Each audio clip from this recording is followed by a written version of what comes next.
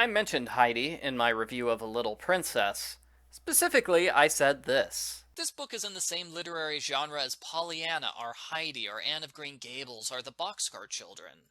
It's the story of a positive thinking young child who manages to overcome adversity with the power of kindness and metaphors. Now that I've actually read Heidi, I would reevaluate that claim. It's a more accurate description of the Shirley Temple movie, not the book. Argle Fump Book Review, Argle Fump Book Review. This review is commissioned through Patreon. Heidi has a really good beginning. There's an angry old hermit that hates everyone. He lives alone with a pair of goats in a hut on the Swiss Alps.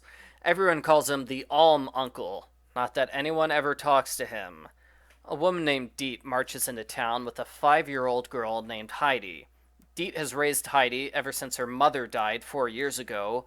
Deet got a new job so she can no longer watch Heidi. Heidi will have to live with Alm Uncle, who is her closest living relative.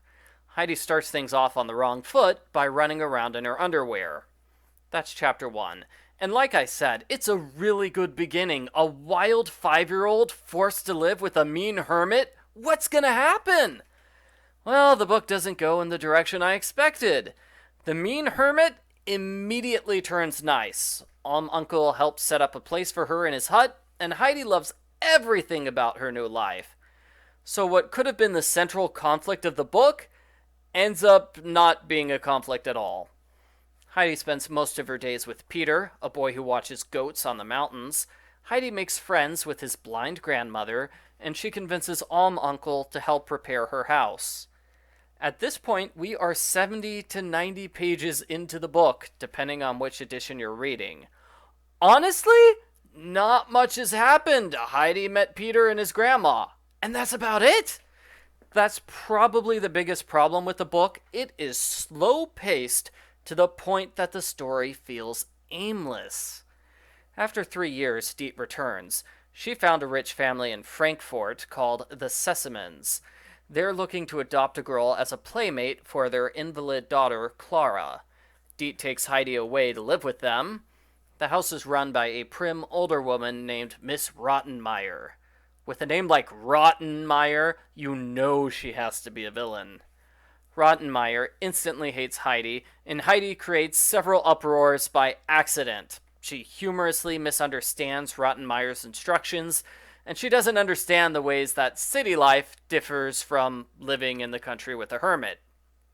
Luckily, Clara becomes quite fond of Heidi, as does her often traveling father, but even though life is good here, Heidi wishes to return to the Alps.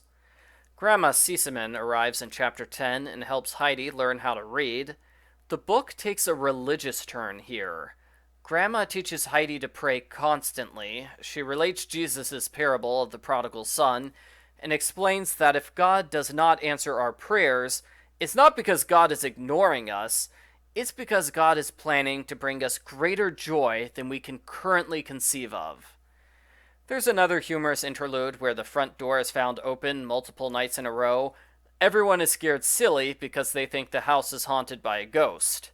It's revealed that Heidi is the one opening the door. She is so homesick, she started sleepwalking without knowing it. At last, they decide to send Heidi back home. Heidi and her 3 friends are overjoyed that she's returned for good. Heidi tells Uncle the story of the prodigal son. He is so moved by this, he gives up his life as a hermit.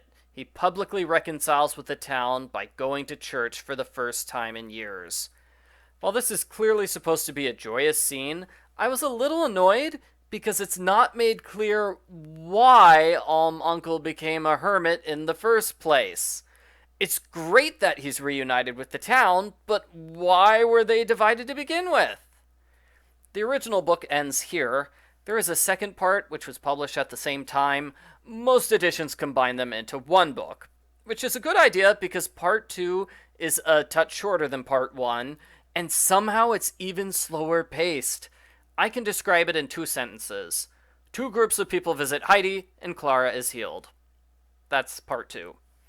The Sesamans want to visit Heidi, but Clara isn't well enough. A Dr. Klassen goes in their place, and he just loves living in the Alps with Heidi and Uncle. He spends a few months with them.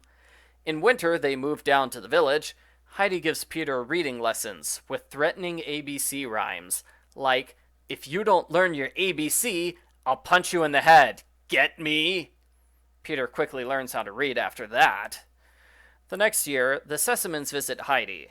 Clara gets to stay in the hut with them. Her health gradually improves to the point where she can stand on her own. Peter is jealous that Clara gets all of Heidi's attention. He purposely destroys Clara's chair to get rid of her. This ends up being a blessing in disguise, as Clara is forced to move around without her chair.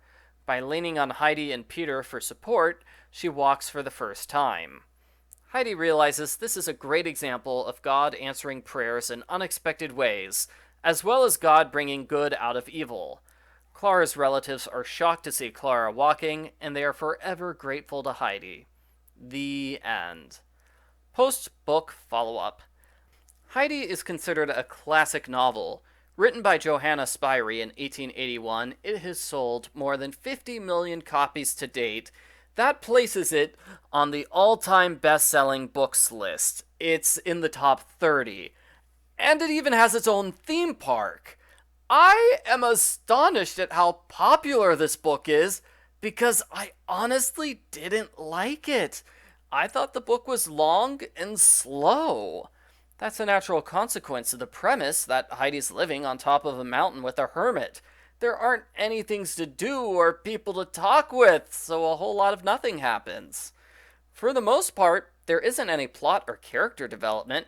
9-year-old Heidi at the end is basically the same as 5-year-old Heidi at the start. I'm guessing that the Heidi movies focus heavily on Heidi's trip out of the country, because that is by far the best part of the book. That's the part with story and conflict and characters, not just Heidi being happy over how great the scenery is in the mountains, but that's only about a third of the book. The story has a rustic charm, with simple descriptions and creative repetition. The Alps get described over a dozen times, but each time it feels unique. It doesn't feel like the author is repeating herself.